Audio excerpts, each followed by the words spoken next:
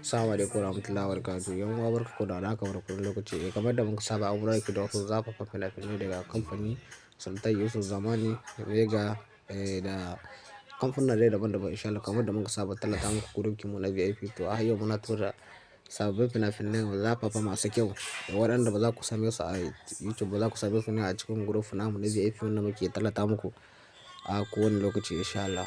Idan waje farko zan kawo wannan shafin namu ka daure kai mun subscribe da alamar ƙararrawa da zarar mun ɗora shirye-shiryen mu za ku gansu a kai insha Allah.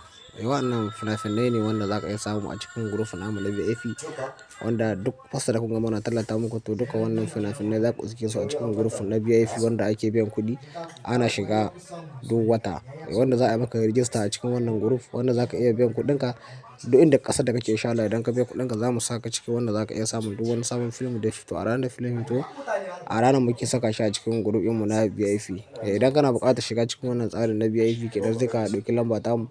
Lambobi ne guda biyu, akwai ta Cote d'Ivoire akwai ta nan Libya insha Allah. Kenan wanda a Libya zai ɗauka lamba ta Libya, wanda a Cote d'Ivoire ma ko lamba ta Libya duk wanda ya ɗauka ko ci ƙasa yake insha Allah. Idan ka ɗauki lambobin mu gasu nan za mu iya gaya ma yadda za ka biya kuɗinka mu saka cikin wannan tsarin na VIP wanda za ka biyan kuɗinka ta yadda za ka samu duk wani sabon film da ya fito.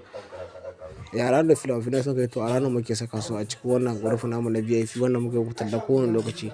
Wannan fina-finai ba za ka same su a YouTube ba, za ka same su ne a cikin group ɗinmu kaɗai na VIP insha Allah. Mun gode sai mun ji ku.